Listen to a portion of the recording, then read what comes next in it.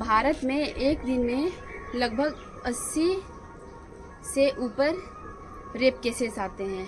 बताइए कितना गिरा हुआ भारत हमारा इंडिया है। का सरकार आंख मूंद के बैठे रहते हैं अपने। हे टू फैमिली, मैं सुष्मिता और स्वागत करती हूँ आप सभी को अपने channel life style Sushmita royal में। मैं आप लोगों से जो ट्रेनी डॉक्टर कोलकाता में जो ट्रेनी डॉक्टर का जो रेप हुआ है, मैं उनके बारे में बात करना चाहती हूँ। एक्चुअली ये पहली लड़की नहीं है, इनसे पहले भी बहुत सारा रेप केसेस हो चुके हैं। अभी जितने भी न्यूज़ चैनल्स हैं, Kolkata lady trainee doctor Moumita Debnath के बारे में न्यूज़ चल रहा है। जितने भी हैं सभी पे इन्हीं का न्यूज़ चल रहा है। आप लोग भी इस घटना से अनजान नहीं होंगे। आप लोगों को भी पता होगा कि ये घटना 8 और 9 अगस्त के मध्य रात्रि में एक संजय राव हैमान ने इस घटना का अंजाम दिया। एक्चुअली बात यह है कि वो मोमिता पे बहुत दिन से नज़र गड़ाया हुआ था। वो मौके के तलाश में था और मौका मिलते ही वो उनके जिस्म को नोच लिया। और पहले उनके आँख में उनका चश्मा पहनती थी, वो उनका आँख में चश्मा का शीशा मतलब गड़ा दिया था, उनकी आँख नोच लिया था, उनके प्राइवेट पार्ट पे मतलब जख्मी किया था, उनके हर एक बॉडी पार्ट को उनको पूरी तरह से रेप करके और उनको मार दिया वो हैवान। और अभी इस न्यूज़ से हम लोग उबरे भी नहीं थे कि बिहार मुजफ्फरपुर में 14 साल की लड़की के साथ फिर एक रेप हो गया। और ये रेप उसके पड़ोसी ही किया, जो ये सोचता था, उनके पेरेंट्स को बोलता था कि मुझे इससे शादी करा दो, अपनी बेटी से शादी करा दो। तो वो उनकी पेरेंट्स बोलते थे कि नहीं, तो बोलते थे कि अगर नहीं कराओगे शादी तो इसे किसी दिन उठवा लेंगे। और यही कह के धमकी देता था। और फिर उस लड़की जो 14 साल की लड़की 9th क्लास में पढ़ती थी, मुजफ्फरपुर की, बिहार की मुजफ्फरपुर की, उसको भी मतलब 11 अगस्त को इसको भी गैंग रेप करके इसे भी मार दिया। ये है हमारा भारत, ये है हमारा भारत महान। और इसी तरह भारत में कंटिन्यू रेप केसेस आ रहे हैं, जिनका लिस्ट है। पंजाब के लुधियाना में एक मैरिड औरत के साथ गैंग रेप होता है। उत्तराखंड के रुद्रपुर में एक नर्स हॉस्पिटल से घर लौट रही, उसके साथ रेप होता है और जान ले ली जाती है। तमिलनाडु में 22 साल की महिला के साथ गैंग रेप होता है। उड़ीसा में हॉस्पिटल में 2 औरत टेस्ट कराने आई थी, डॉक्टर ने रेप किया और फिर उसे अरेस्ट किया गया, मतलब डॉक्टर को फिर अरेस्ट कर लिया गया। मुंबई में क्लास 9th के एक लड़के ने 3 साल की बच्ची के साथ रेप करता है। जोधपुर में 18 साल के बच्ची के साथ बार बार रेप किया जाता है। उसका जो पड़ोसी होता है वो करता है, वो पड़ोसी होता है तो जल्लाद वो नेपाल का होता है। यूपी के बुलंदशहर में गवर्नमेंट ऑफिशियल ने 6 साल की बच्ची के साथ किया रेप। मतलब गवर्नमेंट जो जॉब करते हैं वो भी जल्लाद ही और राक्षस ही हैं। कानपुर में 70 साल के आदमी को अरेस्ट किया गया। एक छोटी बच्ची को रेप करता था बार बार टॉफी का लालच देकर। झारखंड में स्कूल वैन ड्राइवर ने रेप किया। 3 साल की बच्ची के साथ नर्सरी में पढ़ती थी ये बच्ची। और ये सारी घटनाएं सिर्फ 10 से 15 दिन के अंदर हुई है।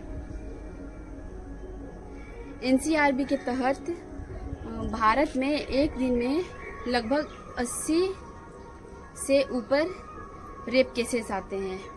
एनसीआरबी का मतलब होता है नेशनल क्राइम रिकॉर्ड्स ब्यूरो। और इनके तहत भारत में एक दिन में 80 से ऊपर रेप केसेस आते हैं। बताइए कितना गिरा हुआ भारत हमारा इंडिया है। इतने सारे रेप केसेस आते हैं कंटिन्यू, फिर भी यहाँ का सरकार आंख मूंद के बैठे रहते हैं, अपने अपने काम में बिजी रहते हैं। पहले तो कंप्रोमाइज़ करते हैं, सोचते विचारते हैं, फिर 2000 रुपया का जुर्माना और लोग मोमबत्ती लेकर रोड पर निकल जाते हैं बस, और अंत में कोई एक्शन नहीं लिया जाता है। भारत का ये स्थिति है। रेप करने पर दूसरे देशों में पनिशमेंट सुनिए। अफगानिस्तान में तुरंत गोली से उड़ा दी जाती है। दुबई में इंस्टेंट डेथ पेनल्टी 7 डेज के अंदर अंदर फांसी की सजा।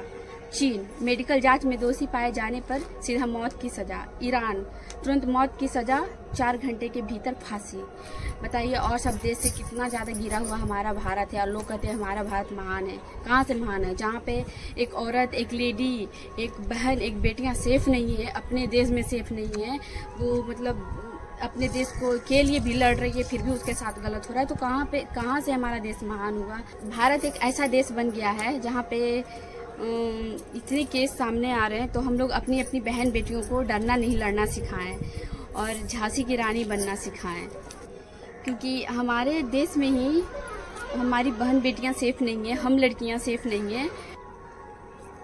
क्योंकि हम जहाँ रह रहे हैं अपने देश में, अपने राज्य में, वहाँ ना जाने कितने भेड़िए, कितने दरिंदे इंसान के रूप में घूम रहे हैं। और इसी कारण हम लड़कियां सेफ नहीं हैं।